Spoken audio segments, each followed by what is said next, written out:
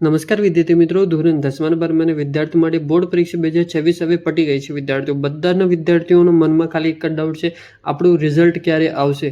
તો તમારું રિઝલ્ટમાંથી આખી માહિતી જે આપણા ગુજરાત બોર્ડમાં શું અપડેટ ચાલે છે, તમારું રિઝલ્ટ લઈને તો અહીંયા આઈ બટનમાં તમે લોકોની વિડીયો મળી જશે. અહીંયા સંપૂર્ણ જાણકારી તમે લોકોની વિથ ન્યૂઝપેપર આર્ટિકલ તમને બધી વસ્તુ સમજાવેલી છે. ક્યારે તમારું રિઝલ્ટ આવશે, કઈ તારીખે આવશે, બધી માહિતી તમે લોકો ત્યાં મળી જશે. તો જઈને એકવાર ચેકઆઉટ કરી લેજો. અને બીજી વસ્તુ કે જે વિદ્યાર્થીઓ ધોરણ 10 અને 12 વિદ્યાર્થીઓ હવે બધાના વિદ્યાર્થીઓના મનમાં બે ડાઉટ હોય, કાં તો હું પાસ થઈશ કાં તો હું ફેલ થઈશ. તો બીજો જે વિદ્યાર્થીઓ ફેલ થશે તો એ લોકો રીચેકિંગમાં આપીને કેવી રીતે પાસ થઈ શકે છે અને આ વર્ષે તો તમે લોકોને બધી વસ્તુ આપણે સમજાવશું, કેવી રીતે રીચેકિંગ કરાવવાની, કેવી રીતે જે તમે લોકો રીચેકિંગ માટે અપ્લાય કરી શકો. અને વિદ્યાર્થીઓ તમારા માટે જે રીચેકિંગ ક્યારે કરાવી છે, મતલબ કે જે તમે ફેલ થઈ જાઓ પછી તમે લોકોને માર્ક્સ જોઈને તમે લોકોને ક્યારે રીચેકિંગ કરાવવાળું જે તમારું ડાઉટ પ્રોબેબિલિટી તમે લોકોને કામ આવી શકે નહીં આવી શકે, તો તમે લોકોને બધી જ માહિતી અહીંયા તમે લોકોને આપણે આપશું. તો વિડીયોમાં સુધી બને રહેજો. ન હોય તો સબસ્ક્રાઇબ કરજો, વિડીયો લાઇક શેર કોમેન્ટ કરજો, ઇન્સ્ટાગ્રામ પર જઈને ફોલો કરી લેજો. લિંક ડિસ્ક્રિપ્શન બોક્સમાં છે, જઈને એકવાર ચેકઆઉટ કરી લેજો વિદ્યાર્થીઓ. હવે વિદ્યાર્થીઓ તમે લોકો આપણે સમજાવશું વિસ્તાર તરીકે જે તમે લોકોને ક્યારે પેપર રીચેકિંગ કરાવવાનું અને વિદ્યાર્થીઓ કેવી રીતે કરવાનું. વિદ્યાર્થીઓ જે તમારું રિઝલ્ટ આવી જાય એના પછી જે તમે લોકોને સીમિત એક વીકનું ટાઈમ આપે છે, તમે લોકોને રીચેકિંગ કરાવવું હોય તો તમે લોકો રીચેકિંગ કરાવી શકો છો. હવે રીચેકિંગ કયા વિદ્યાર્થીઓ કરાવે છે, જે વિદ્યાર્થીઓને કોન્ફિડન્સ હોય કે જે તમે લોકોને 1-2 માર્ક્સ અથવા તમારા 10 માર્ક્સ કંઈ છૂટી ગયા છે અને તમે લોકોએ જે ઘરે આવીને કેલ્ક્યુલેશન કર્યું હશે અને તમારાને જે માર્ક્સ ક્વેશ્ચન પેપરમાં જે માર્ક્સ આવ્યા છે એમની અંદર જે તમારું ડિફરન્સ આવે છે તો તમે લોકો રીચેકિંગ કરાવી શકો છો વિદ્યાર્થીઓ. પણ મારું સજેશન તમારા માટે આ છે કે જે તમે લોકો રીચેકિંગ કરાવો તો અંદર તમે લોકો સેક્શન વાઇઝ ન કરાવતા અંદર સુધી બી કરાવજો, જેવી રીતે તમારા ફરીથી માર્ક્સ કેલ્ક્યુલેટ થાય, ફરીથી તમારું પેપર ચેક થાય. જ્યારે તમે લોકો રીચેકિંગમાં અપ્લાય કરશો ત્યારે બંને ઓપ્શન તમારા પાસે અવેલેબલ રહેશે કે જે તમે લોકો ખાલી સેક્શન ચેકિંગ કરાવવા છે કે અંદરથી તમારે ચેકિંગ કરાવવું છે, તો તમે લોકો સેકન્ડ ઓપ્શન સિલેક્ટ કરશો તો તમારા માટે સારું રહેશે વિદ્યાર્થીઓ. હમણાં સુધી તમારે જે રીચેકિંગનું કંઈ પોર્ટલ અવેલેબલ નહીં, તો એના માટે આપણે પાસે કંઈ વિડીયો છે નહીં. જ્યારે રીચેકિંગનું પોર્ટલ અવેલેબલ થઈ જશે, જે આપણા ગુજરાત બોર્ડના પોર્ટલ પર ત્યાં જ આવે છે, બધી જ માહિતી ત્યાં જ મળશે તમે લોકોને. જ્યારે અવેલેબલ થઈ જશે, ચાલુ થઈ જશે, તમે લોકોને આપણે વિડીયો બનાવીને મોકલી દઈશું કે જે તમે લોકોને એવી રીતે રીચેકિંગમાં અપ્લાય કરી શકો છો વિદ્યાર્થીઓ. હવે બીજી વસ્તુ આ આવી કે કયા વિદ્યાર્થીઓ રીચેકિંગ કરાવી શકે છે, જે ફેલ થાય છે અથવા જે પાસ થાય છે.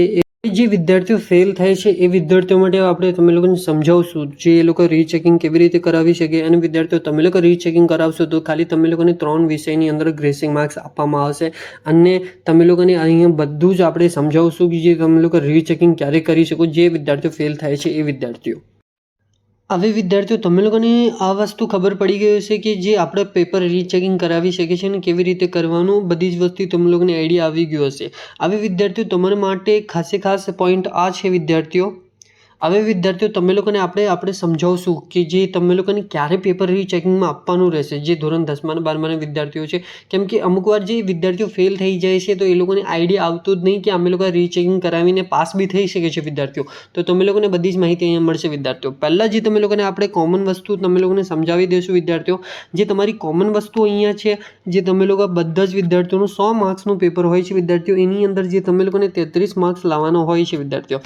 હવે ધોરણ 10 વિદ્યાર્થીઓ હોય તો એના જે ઇન્ટરનલ કાઉન્ટ કરીને જે તમારા 100 માર્ક્સ આવે છે બોર્ડની અંદર, તમે લોકોને એ વસ્તુનું બી ખબર હશે વિદ્યાર્થીઓ. હવે જે તમે લોકો જે પેપર 80 માર્ક્સનું લખો છો અને જે તમારી સ્કૂલમાંથી 20 માર્ક્સ આપવામાં આવે છે વિદ્યાર્થીઓ, એ તો તમે લોકોને બી આઈડિયા હશે. અને ધોરણ 12 વિદ્યાર્થીઓનું બી પ્રેક્ટિકલ એક્ઝામ એ બધું કાઉન્ટ કરીને 100 માર્ક્સ કરવામાં આવે છે વિદ્યાર્થીઓ. હવે જે ધોરણ 10 અને 12 વિદ્યાર્થીઓનું જે ટોટલ માર્ક્સ બને છે, જેવી રીતે જે તમારા 5 સબ્જેક્ટ છે તો એની અંદર ટોટલ જે તમારા 500 માર્ક્સ છે. હવે જે 500 માર્ક્સની અંદર તમે લોકોના પાસિંગ માર્ક્સ કેવી રીતે કાઢવા એ વસ્તુ તમે લોકોને ખબર હશે કે જે 100 માર્ક્સની સામે તમે લોકો 33 માર્ક્સ પાસિંગ કરો છો. તો હવે જે તમારો 500 માર્ક્સની અંદર જે તમારા પાસિંગ માર્ક્સ કેટલા, તો તમે લોકો ક્રોસ મલ્ટીપ્લાય કરીને જે તમારું 500 ગુણ્યા તમે લોકો 33 કરજો અને ડિવાઈડ બાય 100 કરી દેશો તો તમારો જે પર્સન્ટેજ અહીં આવી જશે વિદ્યાર્થીઓ, જે તમારા 500ની અંદર એટલા માર્ક્સ આવતા જોઈએ. હવે વિદ્યાર્થીઓ ફેલ કેમ થાય છે વિદ્યાર્થીઓ, તમે લોકો 1-2 માર્ક્સનું છૂટી હોય અથવા કાઉન્ટિંગમાં તમારું રહી ગયું હોય. બીજી વસ્તુ આ કે જે તમારા ટીચરે કંઈ ભૂલ ચૂકે કંઈ છોડી દીધો હોય કંઈ એકાદ માર્ક્સ, તો એના માટે બી વિદ્યાર્થીઓ ફેલ થાય છે અમુક વાર. તો વિદ્યાર્થીઓ જે તમારા પાસિંગ માર્ક્સના ક્રાઇટેરિયા જેવી રીતે તમે લોકોને આપણે અહીં સમજાવ્યું કે જે તમારા 500ની અંદર જે તમારા પાસિંગ માર્ક્સ આવે છે, જેવી રીતે આપણે ફોર એક્ઝામ્પલ લઈ લીધું કે તમારા 150 માર્ક્સ પાસિંગ માર્ક્સ છે, તો આવી જે એની અંદર તમારા છે લાઈક આપણા તમારા 70 માર્ક્સ અથવા 80 માર્ક્સ થાય છે, તો વિદ્યાર્થીઓ એટલું વાસ્ટ જે ડિફરન્સ છે એમાં તો તમે લોકોને પાસ કરવામાં નહીં આવશે વિદ્યાર્થીઓ, તમે લોકોને આપણે આ ડાયરેક્ટ કહી દીધું છે. અને વિદ્યાર્થીઓ બીજી વસ્તુ તમે લોકોને આપણે આ સમજાવી દઈશું, જેવી રીતે તે ફોર એક્ઝામ્પલ તમે લોકોને લીધું છે કે 500 માર્ક્સમાંથી તમારા 150 માર્ક્સ પાસિંગ માર્ક્સ છે.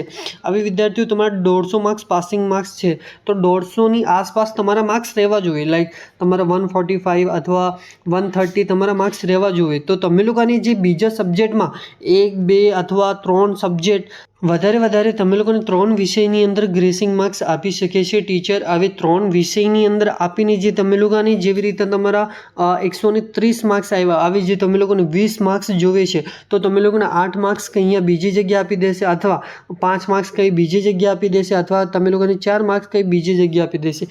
એવી રીતે કરીને જે તમે લોકોને પાસ કરવામાં આવે છે વિદ્યાર્થીઓ. અથવા તમે લોકોને હજુ કંઈ ડાઉટ, કોઈ ક્વેશ્ચન હોય તો મને DM કરી શકો છો. ઇન્સ્ટાગ્રામની લિંક ડિસ્ક્રિપ્શન બોક્સમાં છે વિદ્યાર્થીઓ. તમે લોકોને માહિતી મળી ગઈ હશે વિદ્યાર્થીઓ. આવી જ માહિતીઓ માટે આપણું ચેનલ સબસ્ક્રાઇબ કરજો, વિડીયો લાઈક, શેર, કોમેન્ટ કરજો, ઇન્સ્ટાગ્રામ પર જઈને ફોલો કરી લેજો, લિંક ડિસ્ક્રિપ્શન બોક્સમાં છે, જઈને એકવાર ચેકઆઉટ કરી લેજો. Thank you for watching my video. જય હિન્દ વિદ્યાર્થીઓ.